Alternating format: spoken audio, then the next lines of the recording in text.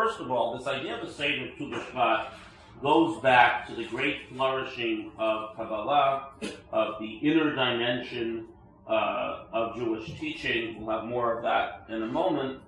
That took place in the 16th and early 17th centuries in Tzfat, and from there it spread to the whole Jewish world. It's interesting that the flowering of Kabbalah, which means to say both its vast expansion in terms of its texts and attempts to explain it, successful attempts, as well as its reach, where it became much more the nachlat haklal, the property of the people as a whole, rather than a highly esoteric, literally, a hidden doctrine that was only known to a few. What's interesting is that this particular flowering, which really started about 50 years before the Ari, before the great sage of Tzfat, Rabbi Yaffe, and continued well into the 18th century, was shared by both Ashkenazim and Sephardim, the two great parts of the Jewish people. Those, when we say Sephardim, we mean both those who were originally in the East in countries like Turkey, Iraq, Persia, and so on, even among the Yemenites, which are even older than that distinction. Ashkenazim are Jews who originally were in the land of Israel. From there they spread to what's Western and then Central and Eastern Europe. And in the land of Israel, as Jews slowly began to return there, after the Ottoman Empire sort of established its rule over the land of Israel, there was a immigration, a small but significant immigration of Jews to the land of Israel. Ashkenazim and Sephardim came together. If you read the list of the Ari students, they represented both Ashkenazim and Sephardim, and this is the first significant movement in Jewish history, which really encompasses both the Ashkenazic and Sephardic worlds equally. It hasn't happened too often, but the many great men came together in the land of Israel and then went back to their communities and spread the teachings of the Ari, to the point that one of the things that Ashkenazim and Sephardim share as a whole is a relationship to the teachings of the Ari. For example, there have been, in Germany, there were a few German synagogues that held the fort and refused to do the Lachadodi, which is, of course, the whole idea of Kabbalah Shabbat. In other words, everything that comes before Mizmor Shir L'Yom HaShabbat, it comes from the Ari. And a few German synagogues held the fort, but now even the German shows also say the Kabbalah Shabbat. And this is a new custom, and one which was introduced by both the Ashkenazic and Sephardic students of the Ari. One of the things that was done in Tzfat, and there are several versions of this all revolving around the same topics we're going to talk about tonight, was to create a Seder paralleling the Passover Seder for Tu B'Shvat. And before we address the reasons why this were done, and then we can of course enjoy the Seder, I want to speak for a moment about the different levels of the understanding and explication of the Torah, and I'm going to speak thoroughly, though there are people in this room who have great knowledge of these matters. But at any rate, there are essentially 4 layers to the interpretation of the Torah, and described by the sages with the acronym Pardes, which stands for the Hebrew. Pardes means an orchard, actually, an orchard of fruit trees. So it's interesting that that relates to Tu B'Shvat, which is, of course, the Rosh Hashanah for trees. In other words, it's a fiscal year. Really, the idea of Tu B'Shvat as a Rosh Hashanah for trees really begins with sort of an IRS thing. It's a fiscal year thing. Every year, the farmers in the land of Israel, who had to give various gifts, a tithe of their grain and their fruit and so on, for various purposes. One tithe went to the Levites, who were the teachers and rabbis and religious functionaries of the Jewish people during the Jewish Commonwealth in the land of Israel. Every third year, a tithe went to the poor. The years that the second tithe that didn't go to the poor, it was brought up to Jerusalem, where you had to bring the tithe with you, or money you exchanged for it, and you would Of course, if you had a lot of money, you would share it with others, so everyone would celebrate together in Jerusalem. Total strangers would come together, because you couldn't take it out of Jerusalem. So you brought all that food with you, or all that money to buy food. It had to be consumed in Jerusalem, and you couldn't take it out of Jerusalem with you. So you can imagine that everyone who came up made these huge open parties, and everyone came in, and when they came up for the holidays, and everyone celebrated together, and all barriers were broken, and it was an incredibly powerful and beautiful thing. But the question is, if I have fruit growing on my tree, what year does it belong to? Does it belong to the first year, or the second year, in which case I bring it to Jerusalem, or the third year, in which case it goes to the poor? And the answer is that if the fruit is already beginning to grow, it's already blossomed, it's begun to grow by the 15th of Shvat, it belongs to the previous fiscal year. So the fiscal year begins 15 Shvat, the equivalent roughly of February 15th most years. If the fruit only blossoms afterwards, it belongs to the next year.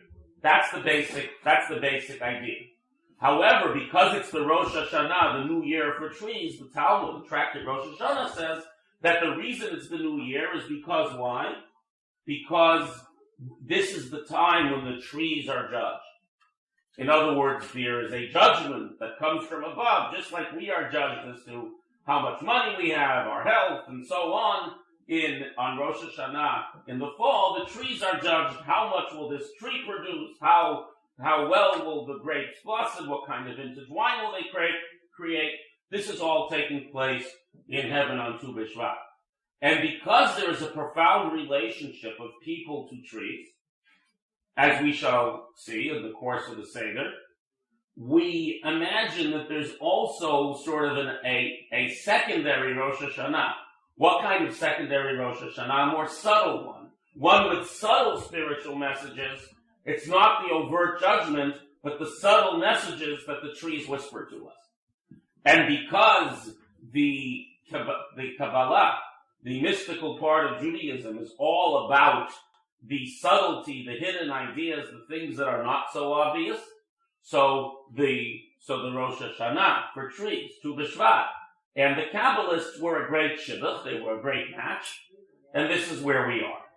So now the four methods of interpreting the Torah are Pshat, which means to say the plain meaning. That is, in other words, quite simply, that is obviously what is in front of us. And we will be looking at the Pshat as we go through things. In other words, the Pshat of the Rosh Hashanah for trees is that this is the fiscal year thing we just discussed. The second layer is what we call remez. That's symbolism. In other words, every idea in the Torah, every mitzvah, every verse also symbolizes some great idea that is relevant to our lives as Jews. The third is drush. Drush is looking at the inner philosophical or conceptual ideas that drive these concepts. So we might say, for example, let's take the regular Seder, since we're ripping off the Seder for Tu B'Shvat. So you have the maror, the bitter herbs. So the pshat is they're bitter. We eat bitter herbs because our life was bitter. In Egypt, the remez, the hint is that the preferred maror, the Talmud says, is romaine lettuce, which isn't terribly bitter, but the root, if you eat all the way down to the white part, that part is bitter. So that teaches us that the purpose of remembering the bitter things in our life is to transform them into sweetness. That's the hint, that's the symbol. The drush, the inner meaning of all of this, why we eat the maror at the celebration, is because the goal of a Jew is not just to transform the bitterness, but the goal is to actually recognize that the bitterness itself is a source of sweetness and knowledge. In other words, we incorporate it into the Seder because every negative lesson we learn in life can be turned into a positive one, and every negative experience increases our appreciation. And on the deepest level, the idea of chewing the maror and eating it, the mystical, the last level is sod, which deals with the inner spiritual dynamic of things. So there you're chewing on the maror and eating it. and ultimately together with the matzah and everything else, because basically the maror symbolizes the divine attribute of severity and justice, the hard outer shell of the world, and we chew it and consume it and eat it with the matzah. In other words, we break down the negativity and we make it into food that is flesh of, that becomes our blood and flesh and so on. In other words, the negativity becomes part of our positive being, doing good things. In other words, we actually incorporate the spiritual idea of the transformation of negativity into nutrition. So this is an example of the 4 levels of interpretation. And from here we move to the Tu B'Shvat Seder. So the Kabbalists have this idea that their relationship between trees and people, the subtle relationship, is based on a verse. The verse discusses a war. And in the war, it says that even if you are doing battle with some enemy nation, a justified war, do not cut down their fruit trees to build siege works. Why? For is man a fruit of a tree of the field that you should destroy it in the siege? The people are stupid. They're fighting with each other. What are the trees shouldered? Why should the trees suffer? But there is an interpretation that says that the reason for this is because the fruit trees give life. And the rabbis also understood, by the way, that trees in general give life and improve the air. This is what they say of a place. So if you destroy the fruit trees, Maimonides says by extension, irrigation ditches, if you destroy the land's capacity to provide light and food and shade and also all the things the trees do to hold the soil in place, if you destroy the land's capacity to provide life, what happens is that now not only are you waging war with the enemy today, it means their children and grandchildren could also not live in this land. And say many commentators, just because you're fighting with the people now, maybe with their children, you'll live at peace. So why destroy the children's food when maybe you'll live at peace with them? But the Kabbalists, who always look at the deeper meaning of things, which means that at the inner dimension, we are able to look at each verse as it stands alone. One of the things that Kabbalah does is it suggests that the idea that there's a deeper meaning expressing the spiritual dynamic in each and every aspect of the Torah also means that every letter, every word, and every sentence can be read independently of all the others. There is a message in every word, every letter, every sentence, and it does not have to be read in context because each letter is its own context. This is how the esoteric works. So they read the verse, Ki Adam Eitz Sadeh, not as a question mark, but as a statement, for man is a tree of the field. One of the beautiful things about trees and it's what we can learn from trees, is trees grow very slowly. People's lives are measured in decades. The lives of trees are measured in centuries and even millennia. There are olive trees in the land of Israel that were there when the temple was destroyed, and hopefully they'll be there when it is rebuilt. There are trees in the United States that were around at the time of Abraham and before. Trees live a long time, they grow slowly, and they testify to this enduring idea of life. They also live in perfect symbiosis with human beings. They use carbon dioxide and give out oxygen, or the opposite. And last of all, they provide us with many important things besides oxygen. They hold the land in place, and of course, they provide all kinds of fruits that are pleasure, as we say with regards to the one time people shouldn't have been eating fruit in the Garden of Eden, that the tree was pleasant to behold and good of taste. So, and we'll come back to that because that's a crucial point. So the Kabbalah said, you know what? We're a tree of the field. The tree is a metaphor for human life slowed down. And we learn many crucial things from a tree. And one of these ideas is that all of existence is like a tree. In other words, we are rooted in the divine. It's just an upside down tree. The life force flows from the Ein Sof, the infinite source of all. It flows out to many branches. But all the branches of a tree are all part of that single cell that originally was the seed of the tree. And everything in there is inexorably there. And this is true of the Jewish people. that all of us were in Abraham and Sarah. And more than that, we're all made of the same stuff. And just like with a tree, damaging the bark on one side of the tree can affect the whole tree, so too we are all interdependent on each other. And last of all, the Torah is like a tree, in the sense that the Torah grows. There are new questions, new ideas, new books, the Talmud, the works of Halakha, the works of Kabbalah. The Tu B'Shvat Seder begins in the 16th century, not before. But it's all in the DNA. Real Torah grows organically from within the Torah itself. It is a tree of life. It's always growing, and it's growing by our cultivation. The Torah is a partnership. But that seed of God's wisdom contains within it everything possible that we can create by our cultivation. The Torah is not a static set of rules given to us by God. The laws do not change. But it is a dynamic, growing thing. We don't subtract, but we do keep adding in knowledge and in beautiful customs and so on, just like a tree continues to be the same tree, but then that grows. So with that introduction, we can now move on to the Seder, where we look at each of the fruits. We look at each type of fruit, and we look at the fruits that the land of Israel has been praised with, and we will explore the meaning briefly of each of these fruits and each of the types of fruit that we're going to eat at the Seder. So let us begin with the pasuk that is on the bottom of this page, with the verse in the Torah. Okay, and in the interest, there are many people obviously incredibly fluent in Hebrew. The interest of simply being universal, we'll use English.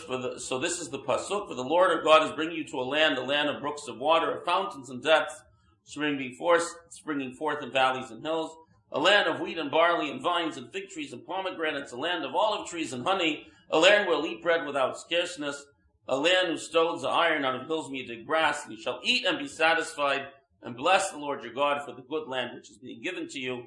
This is in Parshat Eikev, the 8th chapter of Dvarim and Deuteronomy.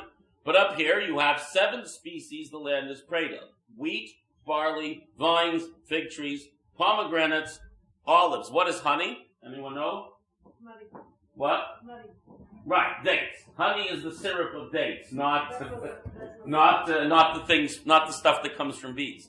So at any rate, these are the 7 species, and as the food comes out, we'll begin to eat of them. But I should say that there's one more thing that is going on, and that is that we are going to also drink 4 cups of wine in the course of the Seder, just as we do at the Passover Seder.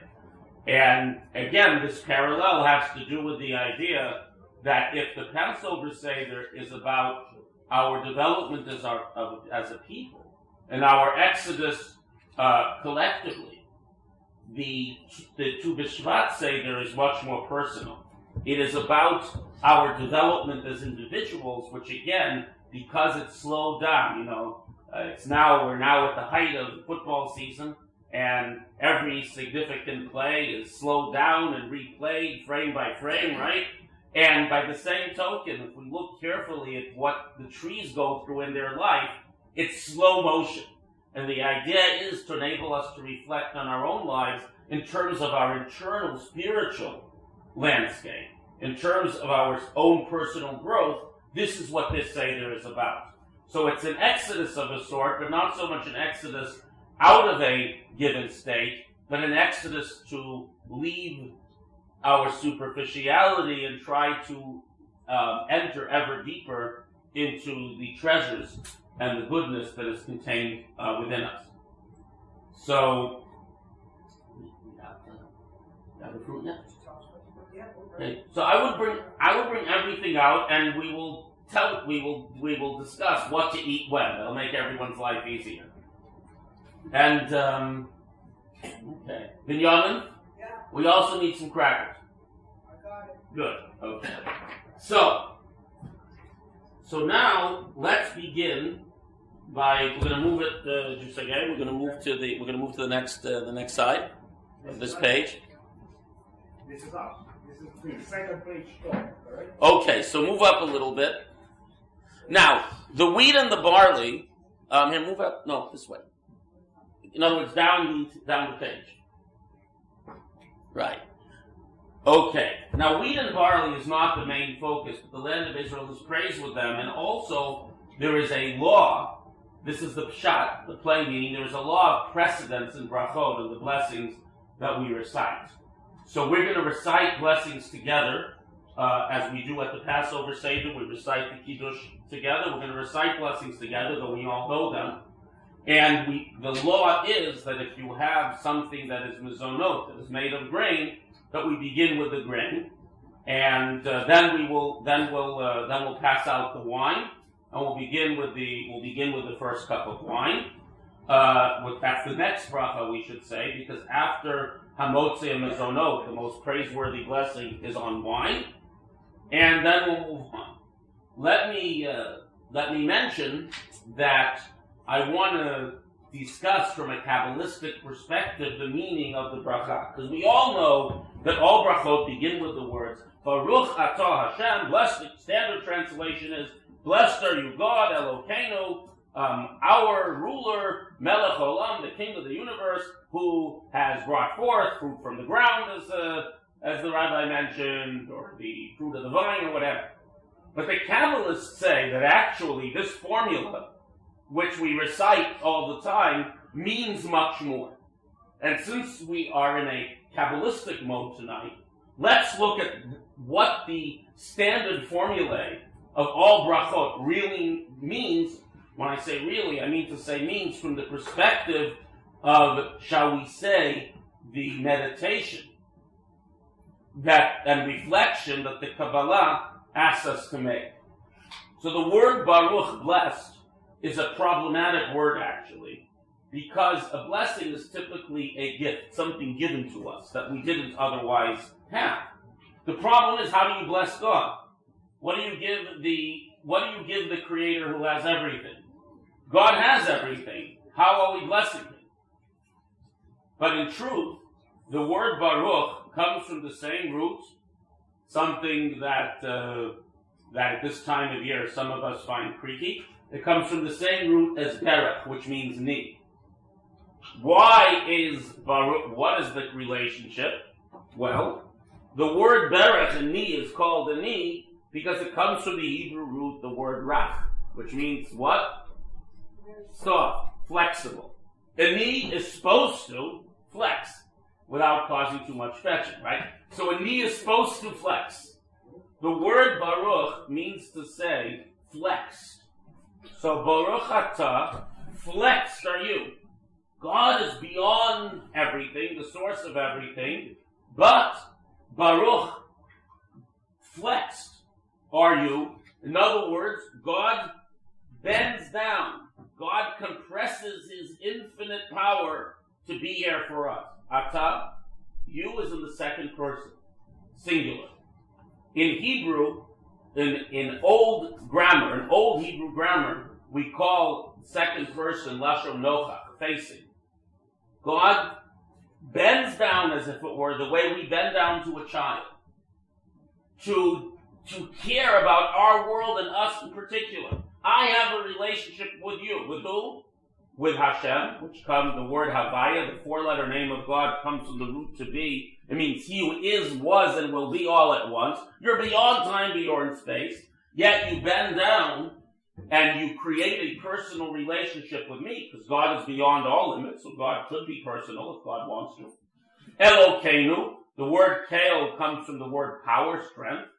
You become our power, this life and vision and inspiration of us, and therefore, Melech Olam, you are King of the universe. Now, king, we often think of King George III, we think of an absolute monarch, though he wasn't, but in school we learned he was. I think of the Tsar who appears in many of our ancestors' legends as the great, and rightfully so, boogeyman. The Tsar is an absolute ruler. But Melech in Hebrew is not a king who rules by force. A Melech, a true king, is someone who the people accept upon him, the way they accepted Saul, the way they accepted David. The Hebrew word melech is related to the Hebrew word nimlach, which means to consult. So you are a God who we choose. Melech, you're a king, you're not a Moshe, you're not a ruler, that's a dictator, that's a Stalin. You're a melech. We choose you. Why do we have to choose you? Ha'olam, the world. But if you look at the word for world in English comes from the German vet al, which means to become old. The Chinese word for world, which I cannot pronounce, but my friend Professor Schwartz Wesleyan has assured me that this is what the ideograph means. The Chinese word for world means everything under the heaven. So in German and English, it's all time. In Chinese, it's all space. But in Hebrew, the word olam comes from the root ha'alem, concealment. It's not everything, it's a nothing, it's a concealment. The world we live in is a world in which the truth is hidden and you have to dig for it. So, therefore, God, you are present in my life on a personal level, and in spite of the concealment and confusion of the world I live in, I choose you. And what am I going to do? I'm not just going to see this as an apple or a cracker. I see this as your energy. And that's what we say, the blessing will bring forth the fruit of the ground. Your energy, packaged in this physical space. I tear apart the concealment. More about that later. I tear that concealment apart and find the energy within. The act of eating becomes something profoundly sanctified. It becomes an act of union with God by our own choice, which is God created us for, that we find Him on our own. And I will tell you a story, something about this, that I learned from someone who isn't even Jewish. A very fine man. So, in one of my many previous lives, I was a chaplain to the Hartford Fire Department. And there was a big gathering of about 8 or 9 fire departments over some disaster that had happened. And they asked me to say a few words of blessing, an invocation, before they got down to the business of ensuring that such a tragedy would never happen again. And because, as those who know firemen like to eat. So they had tables full of all this incredibly delicious food. Being there were only 4 Jewish firemen in all 9 departments, I don't know if any of them had kosher homes yet. One of them did. So the food wasn't kosher. So Chief Teal, a very, very fine public servant, comes over to me and says, "Rabbi, you're not eating. And you don't look like a guy who doesn't eat, so why aren't you eating?" So I told him that he was a religious person. I told him that if you're familiar with the book of Leviticus, there's a list of things in Vayikra that we can eat and we can't eat. And most of the things here are in the can't eat list. And if something gets cooked with something you can't eat, you also can't eat it. So therefore, I can't eat anything here. So he thinks for a minute. He's a very deep and perceptive person. He says, "Wait a second, Rabbi. Does that mean that when you travel, because he knew I travel a lot, you can't just walk into a Arby's or a McDonald's and buy something to eat? You have to plan in advance. There's very few things you can eat on the road." I said, "Yeah." So he says, "Rabbi, does that mean that if you keep these laws, that every time you eat, you have to think about God?" And I said, "You're right." And the same thing is with the blessings that we say. The goal of the blessings is to acknowledge that the life force that our bodies receive, and in the same series of verses that we quoted earlier, it's not on the screen, it says as follows. It says that Lo ala lechem levado yechya ha'adam. Not by bread alone does man live, ki al motzei pi Hashem, but everything that comes out from God's mouth does the human being live. God uttered and created the world. We live from the divine energy in the food. If we acknowledge that, then we acknowledge the ability to use our bodies that are fueled and created by this food to do incredibly good things. In other words, the physical does not become a concealment and an obstacle. It's all godly, and therefore everything in life can be holy and sanctified. Which brings us to the fruit. You don't need fruit to live. You can live on grains and grasses and vegetables and so on. Fruit's primary function is that it is beautiful, it tastes good, it looks beautiful, it smells good, it's about pleasure. God challenges us and says, you know what? I don't want just that you live at a subsistence level. I want you to enjoy everything the world has to offer, but sanctify it at the same time. And the flip side is that I don't want, just as I've given you these fruits, when you incorporate them and make them part of your body, I don't want this body of mine fueled by these fruits. I don't want them to merely do Judaism the minimum necessary, the dry, minimum legalistic Judaism. I want you to do it with love, enthusiasm, and joy. Just like I made all these delicious fruits, things in the world only for pleasure, I want you to do your Judaism above and beyond the demands just because you love it and enjoy it and rejoice in it. And this is the overarching lesson of the Tu B'Shvat. So now, we proceed with the Seder. Now, there is this, the Seder version you have up here begins with eating from the fruits of the land. And the reason for this is because if we have fruits of the land of Israel in front of us, we really should be saying blessings first on the grain, then on the fruits of the land of Israel, and then on other fruits that we brought here before us. So to do that, that means that we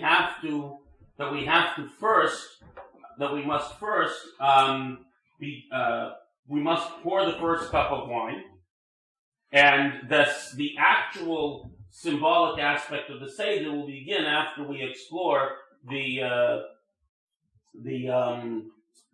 ideas behind the fruits of the land of Israel. Now, you don't have to, this isn't the Passover Seder. If you don't want to, you don't have to drink 4 full cups of wine. You can drink a little bit too. So we are now we're going to pour the first cup of wine. We're not going to drink it yet. So, do you think you can find us the first cup of wine?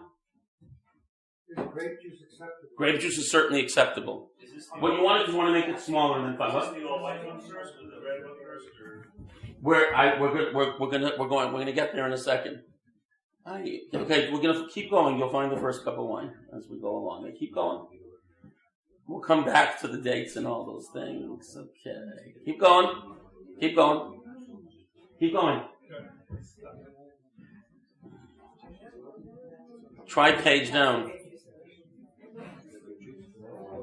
You can use wine and grape juice. We're getting to the right color. There's different orders and different seders, so I'm just trying to get to the right one. Okay, keep going. Okay, all white. Good. Okay, we're doing white first. So everyone pour themselves some white wine. Do we have white wine? Yeah. Okay, so leave the red. You leave the red wine for later. You start with white. Yeah, little cups. Little cups, if you want just a little cup. Yeah, so but white wine. While we do that, while we pour the white wine, we're going to begin by saying the blessing, and we're going to focus on the meaning of the first sentence of the bracha that we discussed, and it's Hakbore Minei Mizonos, to create sustaining food, because the basic caloric sustenance of the human being is through the grain. So, everyone should find a cracker or a cookie.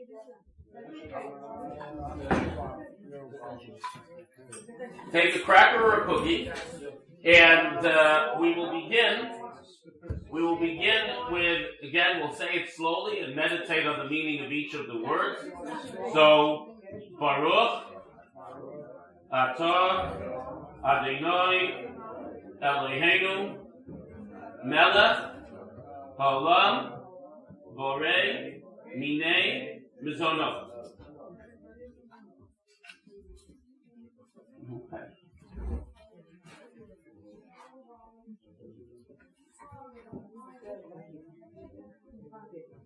The next blessing in order of precedence is the wine. Now you may notice, as you pour wine, you may notice, I'm only having this raw.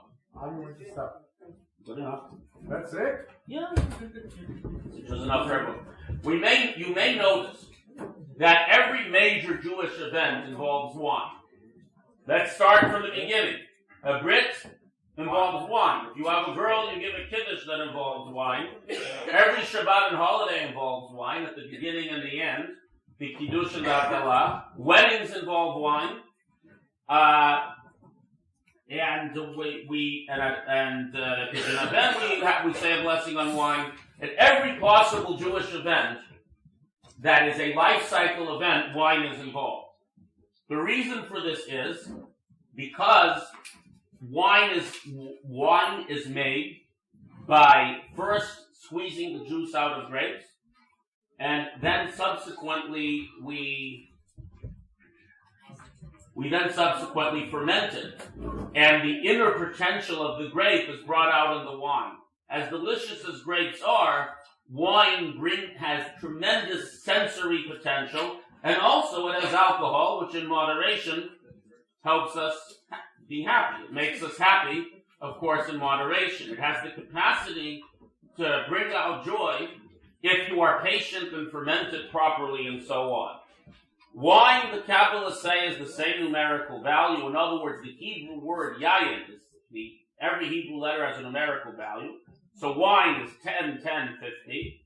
And the Hebrew word sod, secret, is samach 60, vav 6, daled 4. 70 also. That's right. As the rabbi says, when the wine goes in, the secrets come out. But besides blabbing our deepest secrets, when we have too much wine, there's also this idea that wine is about. Wine is created by bringing out the secret potential and incredible bouquet and all those words that they use in the wine reviews, which increasingly talk about kosher wines too. So these words, this beauty and sensory delight is extracted from the wine by patience and deep human interaction. So too with ourselves, it is by patience, by cultivating ourselves, by crushing ourselves a little bit, by pushing ourselves, by not accepting ourselves as we are, but also, and this is a crucial thing that the Kabbalists talk about, that we'll talk later about this idea of klipa, this idea of the negativity that we're all born with, we have to transform. The person who says, I will fix everything right now, gets nowhere.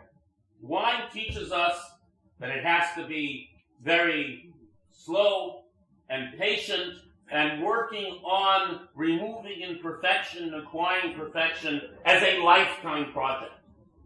It takes time. And this is and indeed, the new wine that is not properly fermented is sort of a negative concept in Judaism. So the idea is that our innermost self, wine symbolizes our ability through effort and systematic growth to bring out the best in ourselves. And we begin with, so here's the thing. We're going to begin with white wine. The Seder of Tu B'Shvat is a journey through the various spiritual worlds. Each of these spiritual worlds also exists within ourselves. We begin with white wine. White is the color of kindness. According to the Kabbalah, every color also has a relationship to a divine attribute. We begin with white, which is the color of the attribute of kindness, because we begin our lives in a place where, or any growth begins, we first have to separate ourselves from the negative. We're not yet ready to grapple with it and transport it. So we begin with a place of purity. White wine, red is symbolic of severity, of harshness, of the things that we have to grapple with. With a child, we unabashedly shelter our children. Everyone shelters their children at some level. You want to make sure that your children are ready to go out there. And we learned this from a tree. Going back to the lesson of a tree, we will, time and time again. The thin, tiny sapling, in nature it grows in a grove of other trees or sheltered by bushes. In a nursery, we shelter it like a children's nursery in a very special place. If the tree is properly sheltered when it's young, it can stand up the worst storm when it's old. So we begin this process of growth by acknowledging that we first have to begin in a place of purity, of holiness. We can't go out and change the world and get rid of our dark sides and transform them and use them positively until we have a clear idea of what good is. So we begin with white wine, which is symbolic of purity, of simplicity, of that which is good and true. So we will recite the blessing on wine, which we will do once tonight. It is a blessing. We thank God for making the fruit of the vine, because the true expression of the vine is this. So let us say together the bracha, Baruch Atah Adonai Eloheinu Melech HaOlam Borei Pri Haggadah. And as you drink this wine, take a moment to think about some aspect of our lives that we want to rectify, and let's begin with our vision of what its perfection is. Then we'll learn how to deal with the obstacles on the way.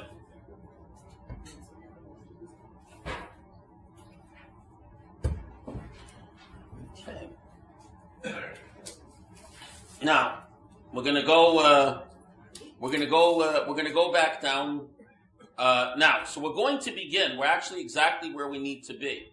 Now, I've changed the order a little bit because there are various versions, but we here in our synagogue, we follow the standard code of Jewish law, which means that the blessings have to follow the order that they come in the Shulchan Aruch, which means the zonot first, then haggadah, and then so on. So now we need to find a fruit that has had a peel that is not edible and also seeds. So I think a good candidate for this is, of course, your kiwi or a clementine if it has seeds in it. Now, I have this really deep question when to Bshevat Seder.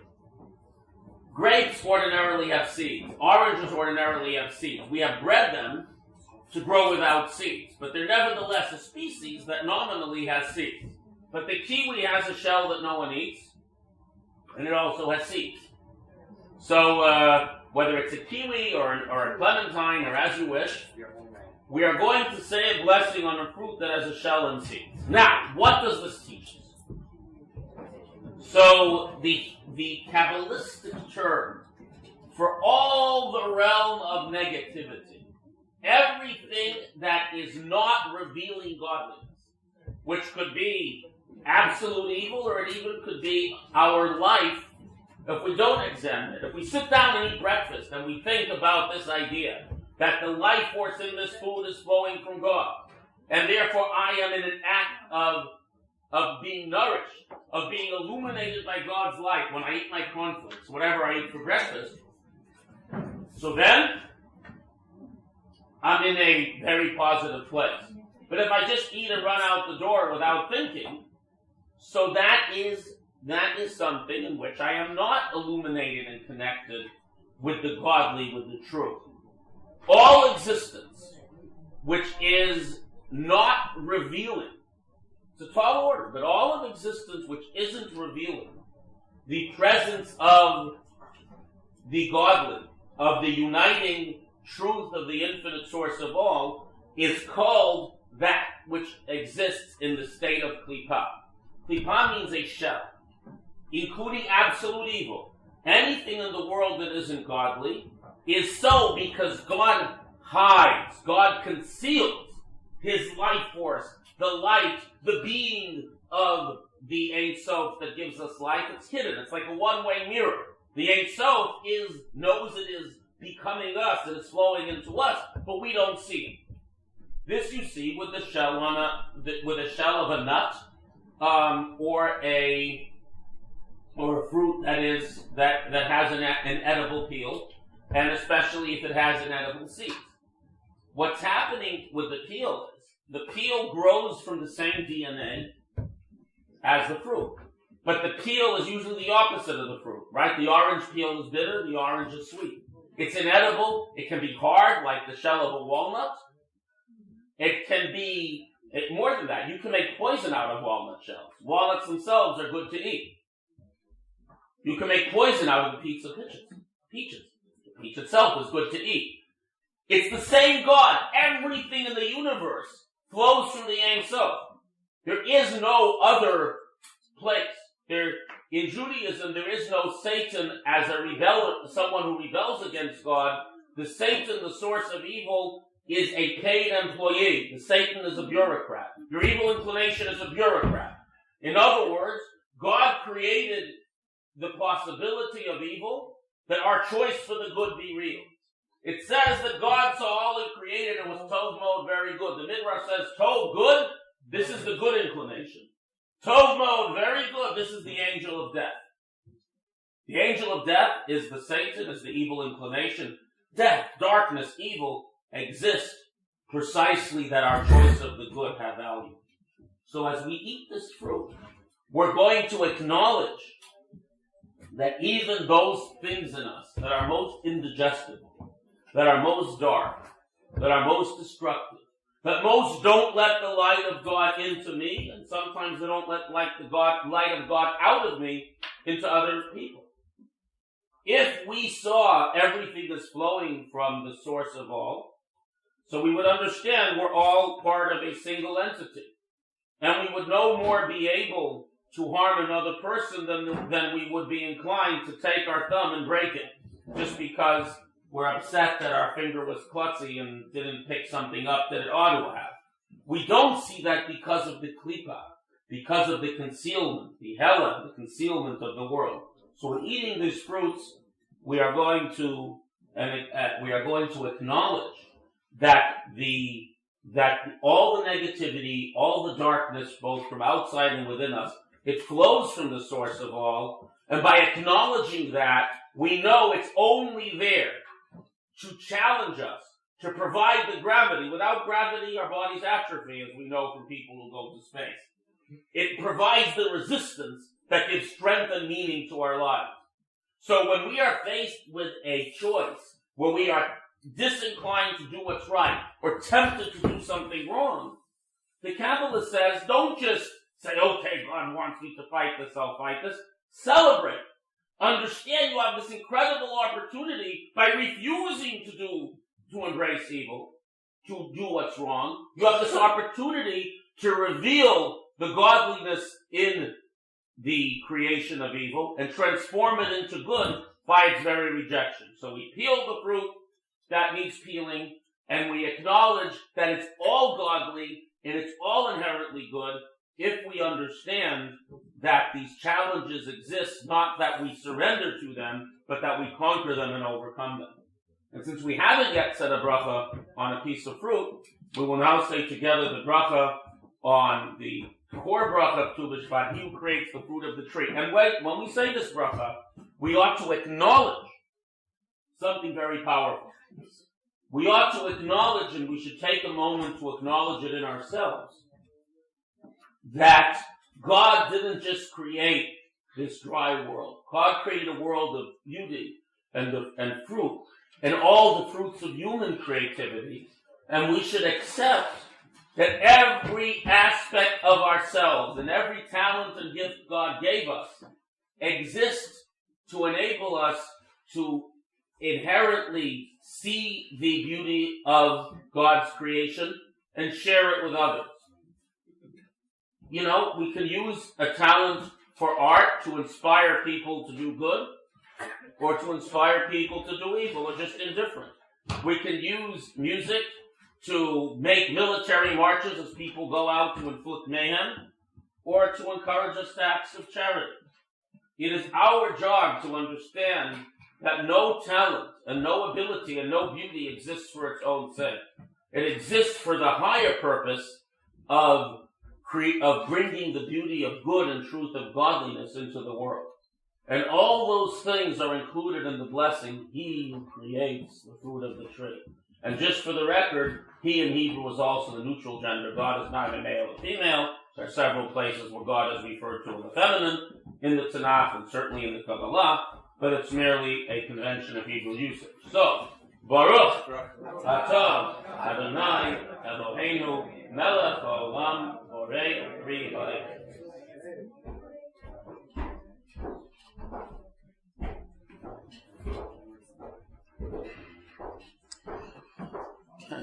Now, we're going to move on to the next. Sergey, okay. But in between, okay. Now, the nuts have been cracked for us already, but the fruit has been peeled for us, but the idea is as we discussed. Now, let's take a moment before we move on to the next order of the Seder, to think about the fruits of the land of Israel. So we have some of them here. We have grapes, figs, dates. We don't have pomegranate, right? We have pomegranate. We have olive. We have olive. Good. Yes. Okay. So we're going to go back to the pasuk, and we're going to eat of each of the fruits of the land of Israel. The very top? Yeah, the verse. Yeah. Just remember where you are, so we'll come back to it. There we are. Okay. So we already had wine, and we already said bor pigs. We'll begin by eating some grapes. So if we can find a grape.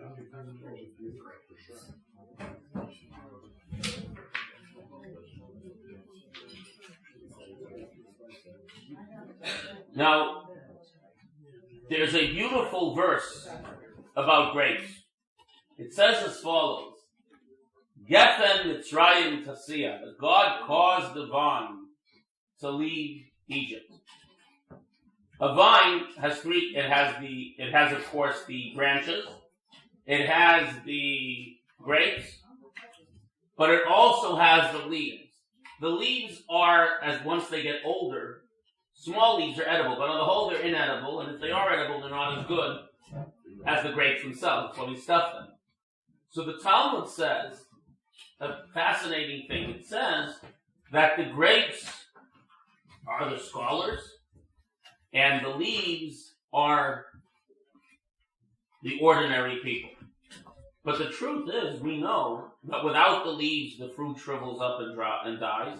More importantly, we know that the leaves provide all the energy. They do the photosynthesis. Without them, there are no grapes. And the idea is that the Jewish people are symbiotical, that someone might appear to be very learned, another person might appear to be just going about their life, but we should understand that each one of us has something to contribute that no one else can.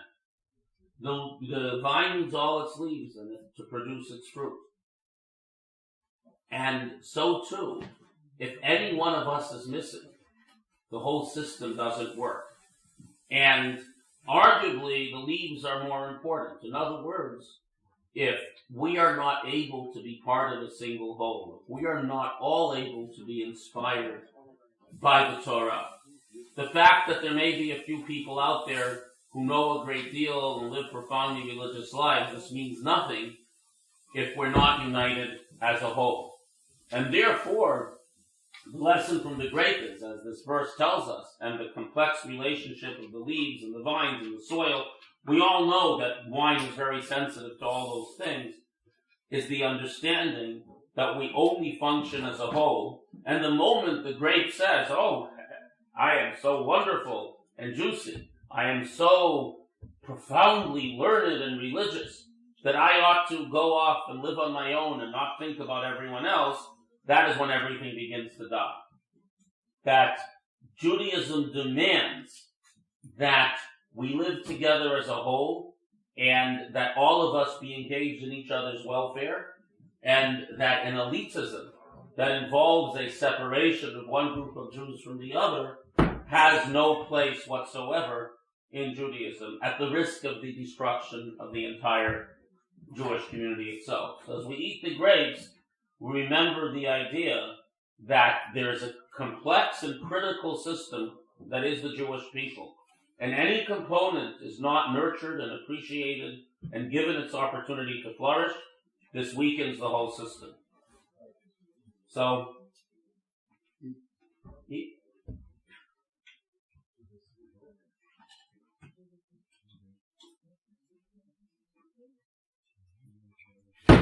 now we move on to fig trees.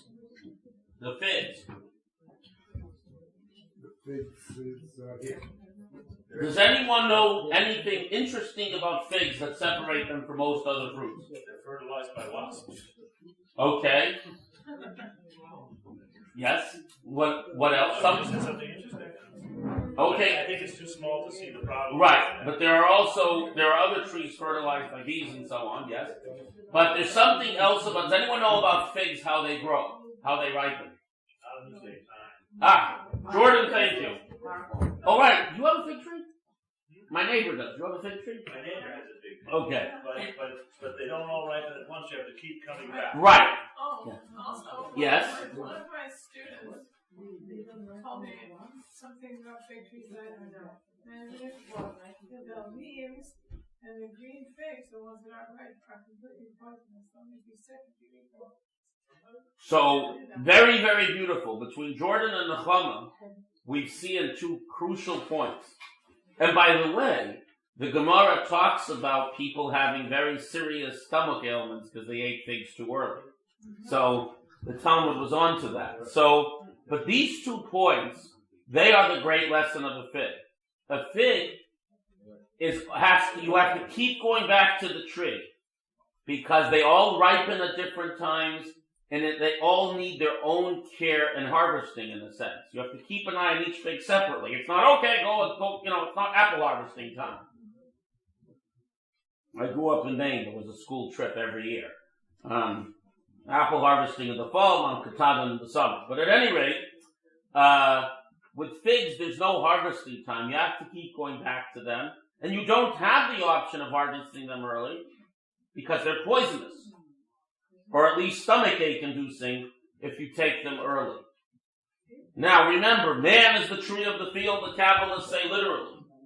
And if each one of us is important, the fig teaches us the next layer. It's about education. It is about the education of children and of adults, because education is a lifelong aspect. Don't ever assume that 2 people are the same, just because they are children or adults of the same age and the same background and so on.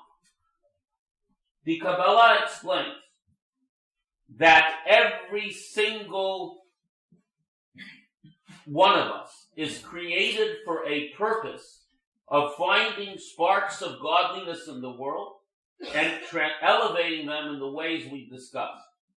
But every single soul has its part of the world that needs to transform, and therefore it has its own abilities and skills, even if we look at a person who in our mind might be lacking some ability, some skill. God made each person precisely as they need to be, and it is at our peril and the danger in working with children or even with adults if we assume that everyone is picked at the same time.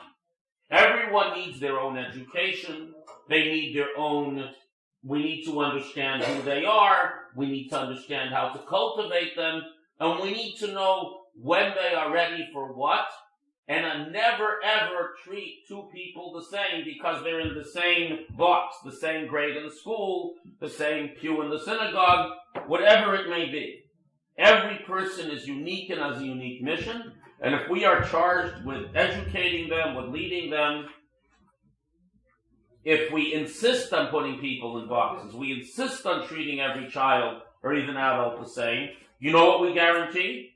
That we treat none of them the same. None of them rightly.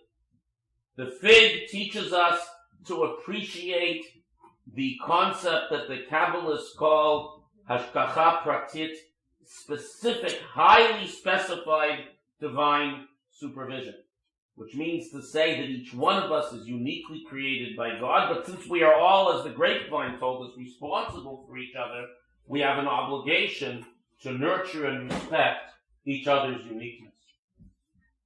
So now we can enjoy a fig. We're assuming if they're in the packages, they're already ready. There are 2 kinds of figs, so enjoy both. And you don't have to make another blessing, because we already said the blessing. The black ones are mission figs and the white ones are church.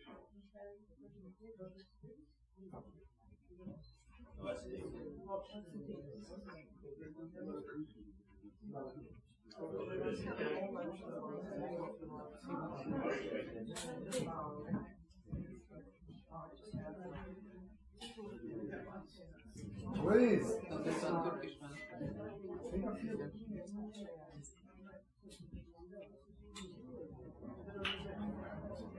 No.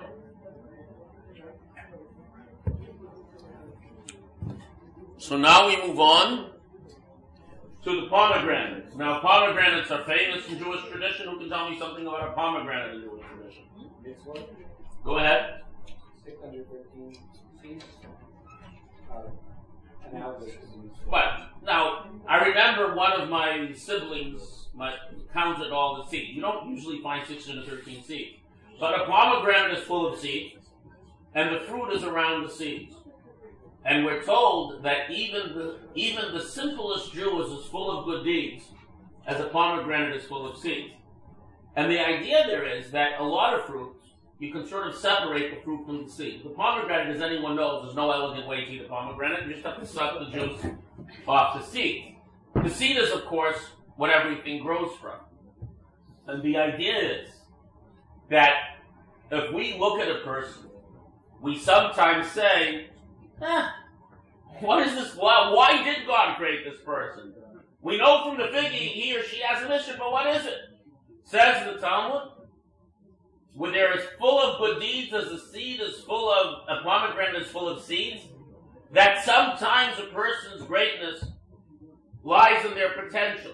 What they do, if you will nurture them, and more than that, what they might produce by your interaction with them.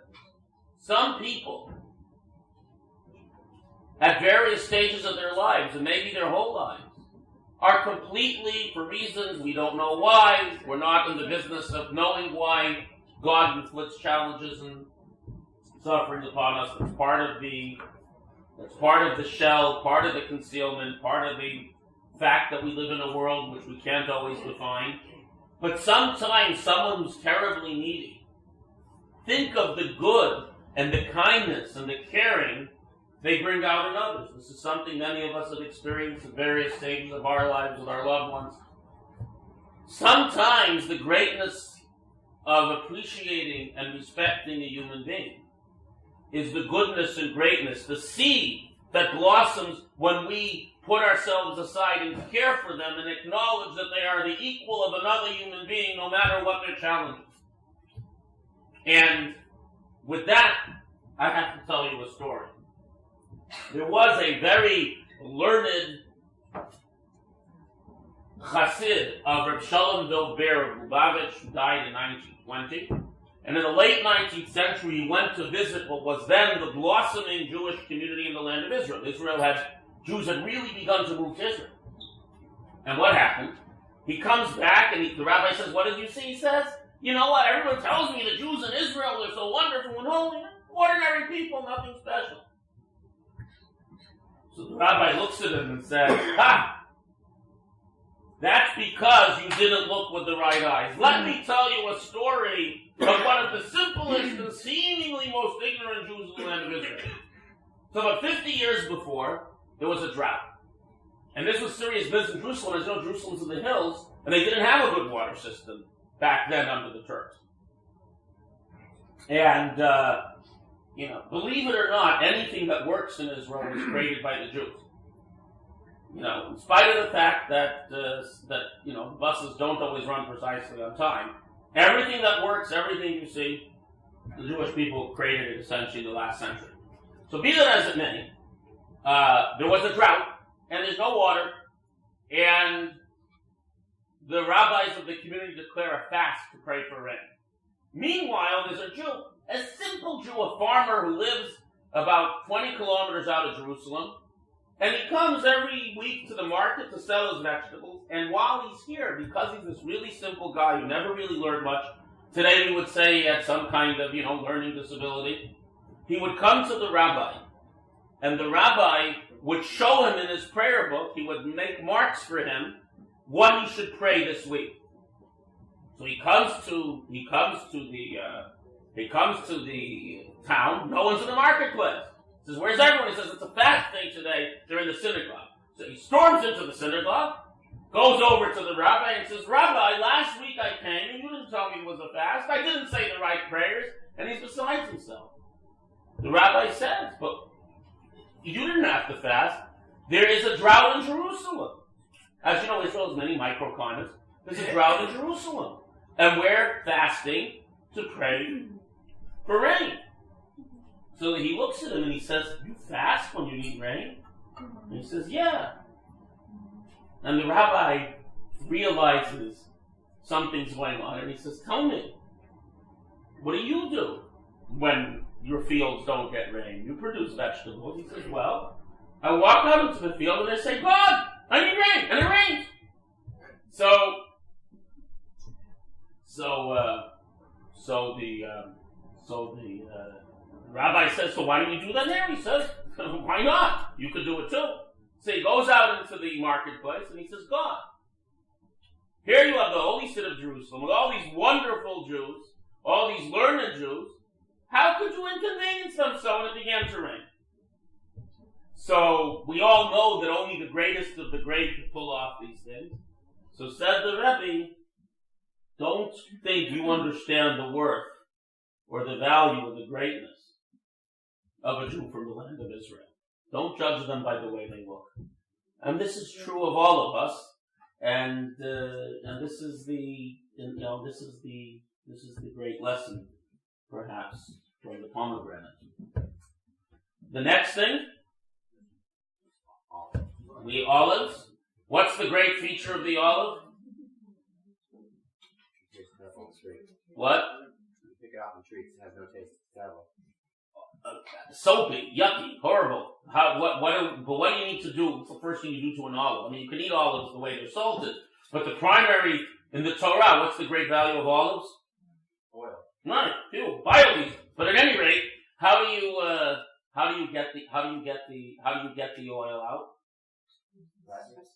You press it, and you don't just press them. If you see in the ancient olive presses, you're talking about an incredible amount of pressure, huge weights, huge crushing. We say the Jewish people like olives. The more they crush, the more pressure put on them, the more pure the oil and the better the light.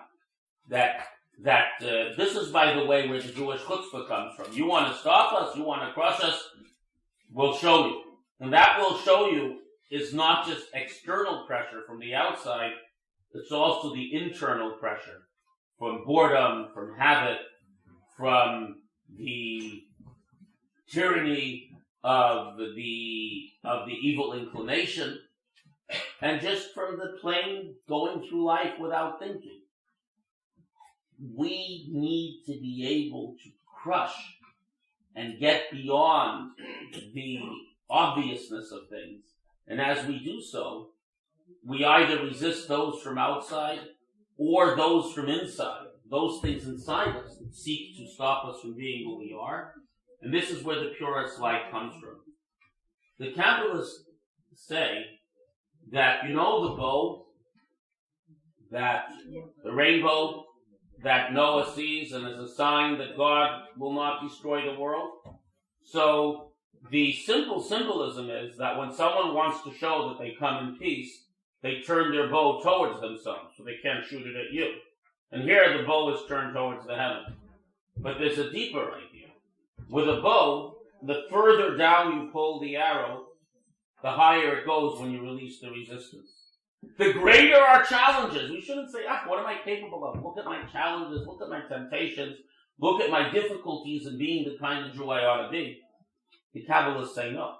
That is simply potential energy. That is the difficulty of drawing the bow back. You have a hard bow because you have so much good in you.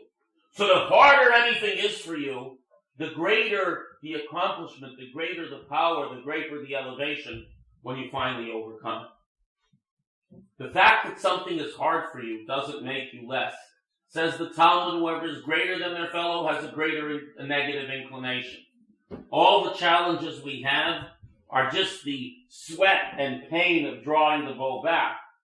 And when we actually let go, we actually break through and overcome the obstacles, there's been tremendous godliness hidden within the shell that we have cracked. And the greater our challenge, the more frustrated we are with ourselves, we should understand the greater the potential good. It's only in the external meaning of things that we're less well off. The more your challenges, the more the temptations, the further along you are. I heard a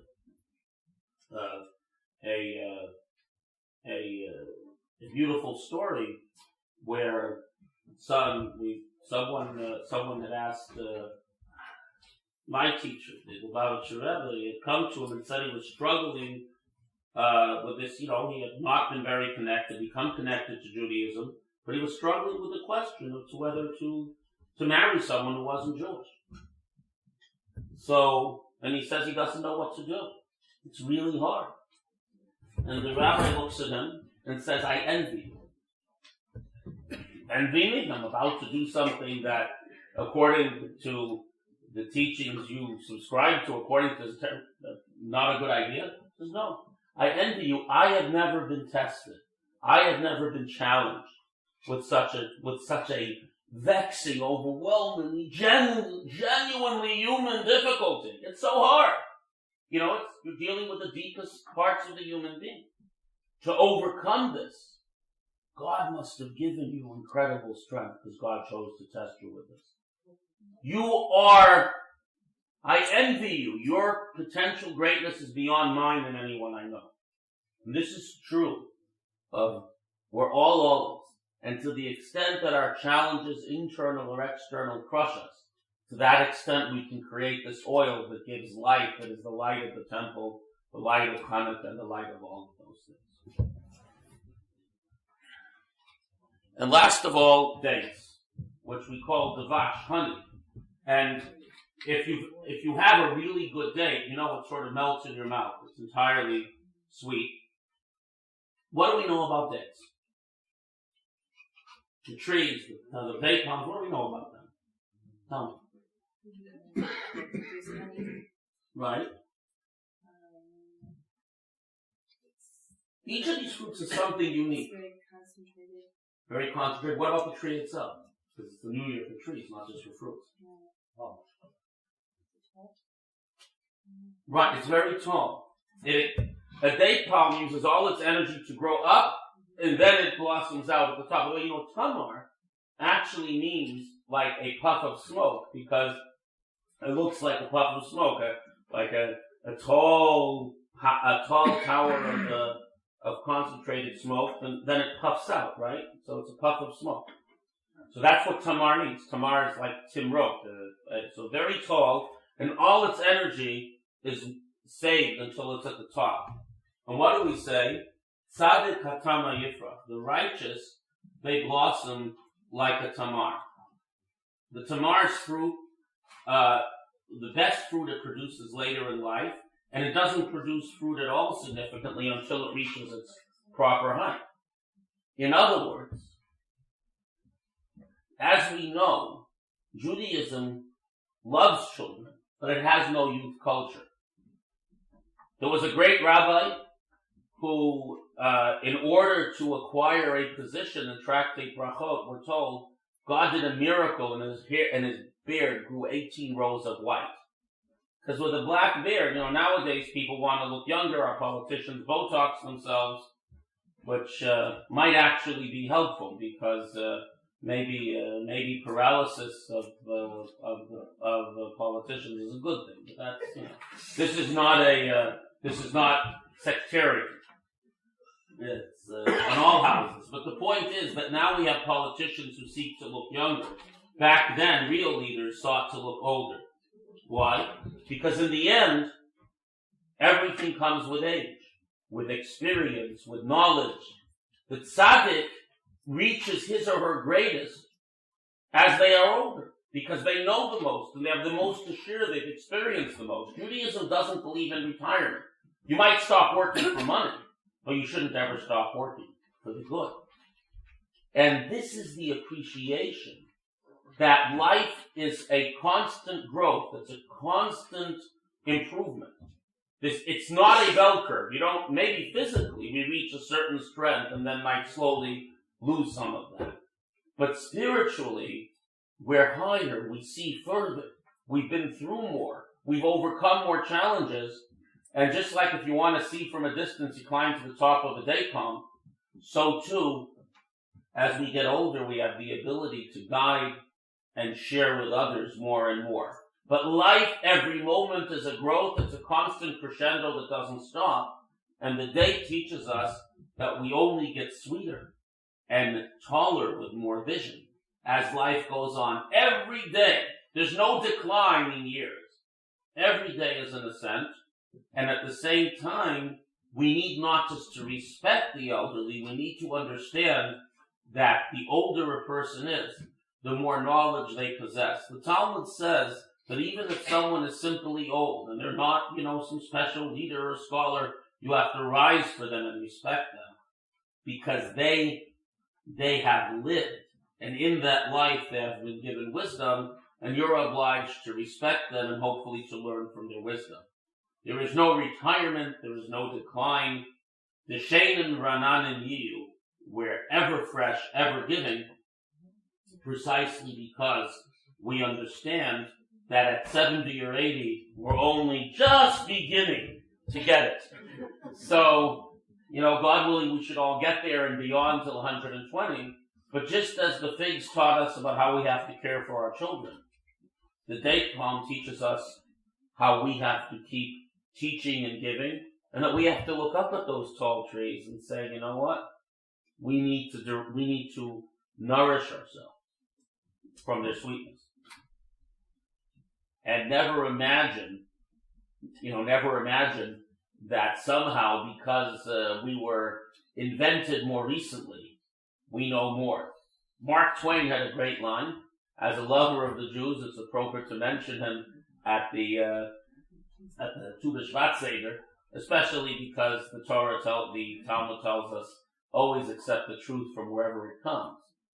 Though actually, it's not in the Talmud. It's brought down in a commentary on the Talmud, and Rabbi Yosef Yitzchak said that if you look for the source of the statement, it has no source.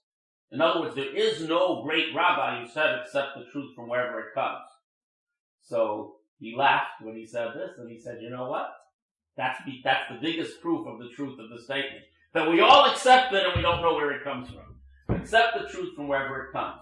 So Mark Twain said, when I was 18, I was incredibly frustrated and disgusted with how ignorant my old man was.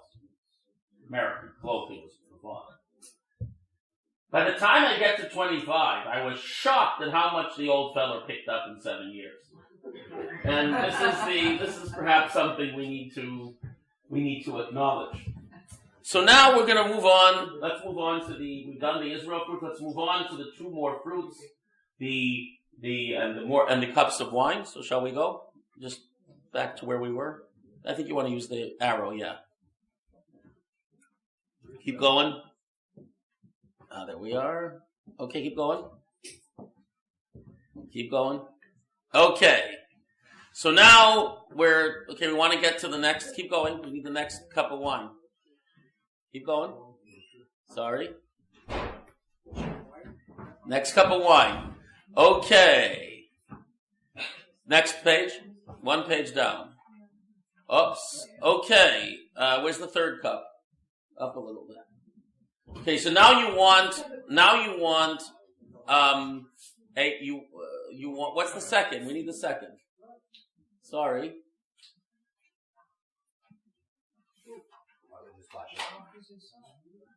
Here.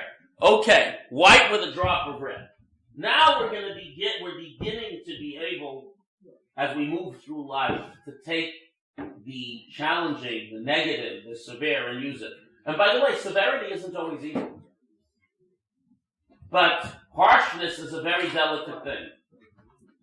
If we use it wrong and with ego, we destroy those who we seek to use it on. So just one drop.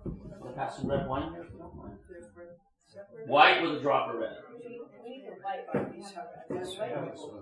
There's more white over here.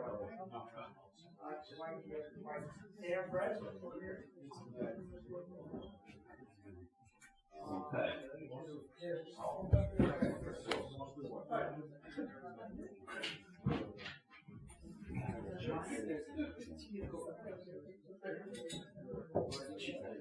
Okay. Now you can eat another day. You eat something that has no shell, but it has a pit. We've moved to a place where we're beginning to see the truth of things, but there's a pit. There's a bit of red. What's the pit? You know the expression, it's the pit. But Kabbalistically, the pit, though it's the source of life, we can't eat it. We can't absorb it. We can't eat the seed of a day. And that means that we have to have the humility to accept what we don't understand, to accept. Human beings love understanding and explaining things. There's a great danger in explaining things that we don't understand. And Kabbalists argue that if the propensity to do so can get us right back into the other side.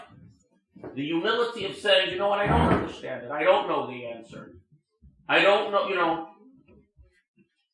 sometimes people suffer and someone comes along and says, not that there's some purpose to it, but, I know why you're suffering. I know why this happened.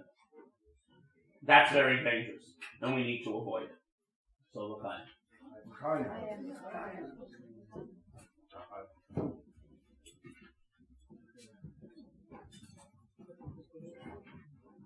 now, we're going to have the other way around. We're going to have red with a little bit of white.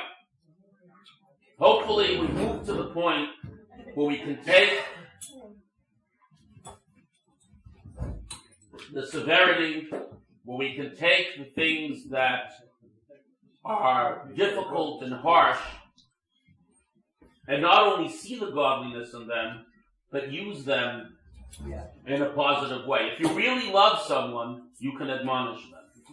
If you admonish someone out of the sense of, I'm better than you, I am superior to you, so the Kabbalists say before Shabbat, you have to make sure you cut your nails. Shabbat's a holy time. We don't want to go there with our nails too long. What are nails? They grow from our body, but they're dead. What do nails do? They scratch. If you want to teach someone, to elevate someone, if you're going to give someone a hand up, trim your nails. Don't scratch them. Don't get your ego involved when you're trying to lift someone up. As we grow in holiness, we can ask someone to change without it coming from a sense of ego and superiority. So we're going to have red wine with a splash of white. We're going to remind ourselves that we always have to look for the ulterior motives. The Baal Shem Tov, the founder of Hasidism, once walked into a synagogue and he said, wow, this is such a holy place, it's full of prayers. And he said, that's not a good thing. The prayers are weighed down by people's petty conflicts in the synagogue, by their egos, by their second guessing how holy the other person is, by all the inane things they worry about in prayer. We get weighed down by our ego. So at this point we add some white to remember, let's do what we need to do. And sometimes we even have to share with someone or ourselves that we need to improve. But don't scratch them. Have that white, have that kindness mixed in with the severity. If it's about you, you will not change someone. It has to be about them. So l'chaim.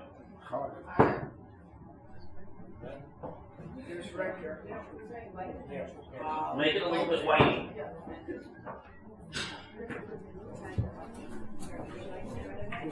And now, we're finishing about 10 minutes.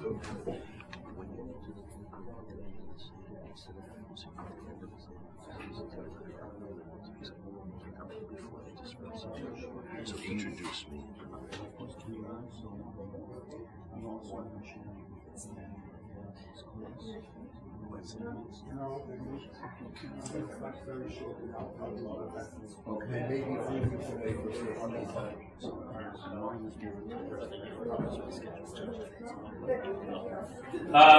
Now, ladies and gentlemen, we come to the end of the Seder. We find a blueberry or a raspberry, a fruit that has no shells or no seeds that are visible. Something that's completely edible. They may have seeds, but they're edible. And the idea here is that we've reached a point, and we hope our own lives reach a point, where everything of our lives is digestible, where we're able to learn to celebrate the rejection of the negative to the point where it becomes a positive thing? Were we able to take harsh traits and use them in a positive way, where we can criticize ourselves and others without crushing ourselves and others? And most of all, we can see the sweetness and nourishment, the presence of the light of the Ein Sof in every aspect of life. And this is the Kabbalistic world we call Bria, the moment of creation, which is very, very deeply connected to its source. So take a moment to think about how we could look if we would not leave any part of our lives out of the rubric of them being harmonious, holy, and positive. We all have those spaces where we don't let God in. The Chozeh of Lublin had a big argument with his erstwhile student, the Menachem Mendel of Kutz. The Chozeh, someone asked, where is God? So the Chozeh said, God fills the whole world with His glory. And the Kutzker said, God is where you let God in. And both are true. But the world being filled with glory doesn't help if we don't let God in. As we eat a blueberry or something like that, we acknowledge that we can let God into every aspect of our lives.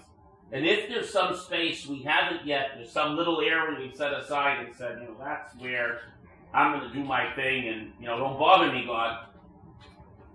That is perhaps the space we most need to incorporate and digest.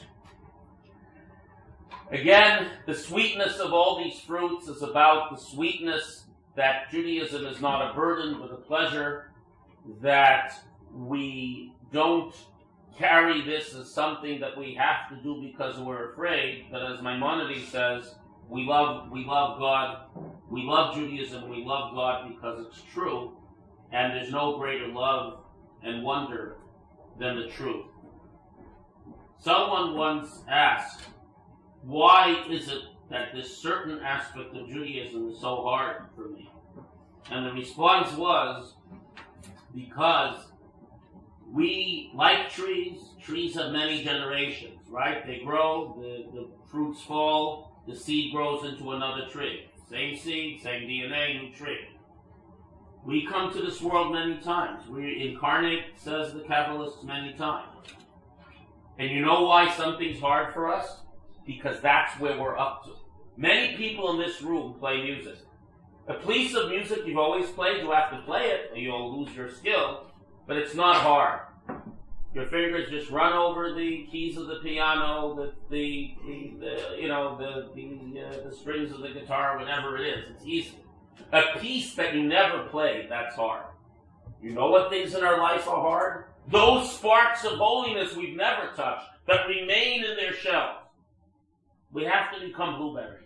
We have to reach that point where we acknowledge the places that are hard are there because that's where we're up to in this incarnation. So rather than ignore them, we put all our effort into making us be them and do what we need to do. If something's tough and you know it's right, that's where you're up to. That's the particular generation of the tree, the particular incarnation of your soul that you're up to. Something's tough doesn't mean, Rabbi, this isn't for me, or God, this isn't for me. This means that this is where you're up to. This is perhaps the most important thing you need to do. And when we get that, we reach this level, we're very close to the divine. Chaim. Now we move to the very end. The last, which is the fourth cup of wine, which like the Passover Seder, we don't taste anything. I mean, you could tonight, I'm just saying. We don't taste anything afterwards. And this cup of wine is all red. What is the overwhelming feature of all kosher mammals and birds? They have split hooves, they have various sizes, but what do all kosher mammals and birds share? What are they not? They're not predators. But kosher fish are indeed predators. Do you know that the tuna that comes in your little can is part of a huge fish that's an apex predator that even sharks tend not to start up with. The muskogee, the pike. There are numerous fish that are fearsome predators that are kosher. The fish is immersed in the water.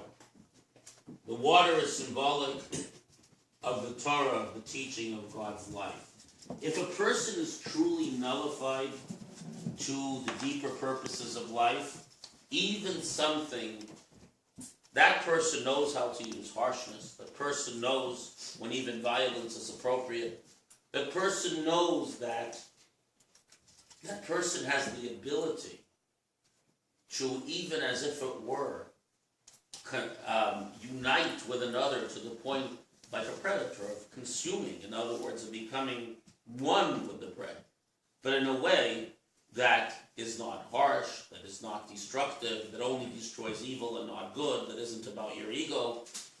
Even harshness, even, God forbid, where necessary, violence, a righteous person knows. I have a friend, Rabbi Friedman, who has been sort of a informal, perhaps formal chaplain for many different law enforcement agencies. And it was once at a conference, and a call came through. They put the call on the video screen. This was an officer who had just been involved in a shooting with an armed suspect. Someone was trying to kill him. And he was terribly distraught because he had just killed someone. And they said, well, Rabbi Friedman, Kerry Friedman is his name, Rabbi Friedman, tell me what I should tell him. How are we supposed to defuse this person's pain? So Rabbi Friedman said there is no way to defuse his pain. Who do you want to give the power of life and death? Someone who doesn't care, or someone who is deeply pained by it? There are things in life that are sometimes difficult choices. We all see these in the land of Israel every day. Until the time of the redemption and perfect peace, there will be these challenges. But there is a point at which fish are kosher even if they're predators. There's a point that if you're truly devoted to the good, and as Golda Meir said, peace will come when you love your when you will When they love their children. no when you should talk to the ark, when you will love your children more than you hate us. Peace will come when that recognition of the value of a human being is harmonious. Until then, if we have to be a tuna fish, we are, but only if we truly know that it's not about conquest and not about evil and not about anger and not about hatred, and we're truly pained. And the same thing is in every aspect of life. Sometimes we have to be tough on ourselves, but we should never be tough on ourselves in the way that we hate ourselves, that we reject ourselves, that we see ourselves as evil. We can be tough on ourselves in a way that we recognize that we are bringing out the goodness and the sweetness and the holiness, and sometimes it is the resistance, the back pressure of that bow that takes us there. And this is the world of complete holiness, and we hope to come to a time when all the carnivorous animals will lie down in peace, as we say in Yeshayahu, with all the non-carnivorous animals, with the whole world. Right now there's a wall in New York City, it's called the Isaiah Wall, and it says, they shall beat their swords into plowshares, but there's an asterisk. And the asterisk, you've never seen the asterisk, have you? But it's there, you just have to have the right glasses to see it. The asterisk says that all of the above, they shall beat their swords into plowshares, and no nation will lift sword against nation, they shall learn war no more. That will be, that asterisk says all of the above only applies to the state of Israel. But the time will come when there won't be an asterisk, when the whole world will live in harmony and peace. As Maimonides explains the verse of Isaiah, it means that all the nations that used to hate and hurt each other will live in peace and harmony, and they will only know and only experience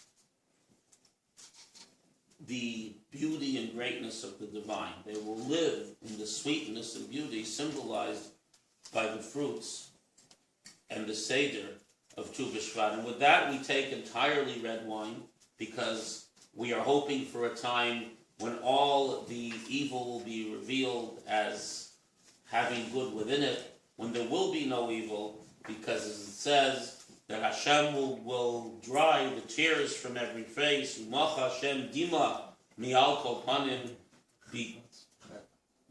Yes, and the shame.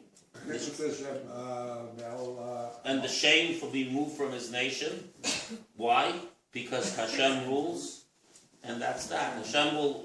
And by the way, when the redemption comes, we appreciate the deepest, most nurturing nature of God, the life-giving nature, and this is where we are told, "Ki ish asher imo tzanachmenu," as a man whose mother comforts him, "Kein anochi anachmechem," I will comfort you. That the deepest, the most profound aspect of the divine, the feminine, comes out, and that is the deepest description of God found in all the Nevi'im.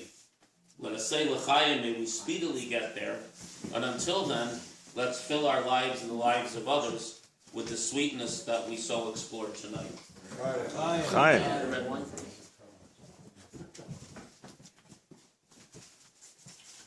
L'chaim u'bracha. Fine.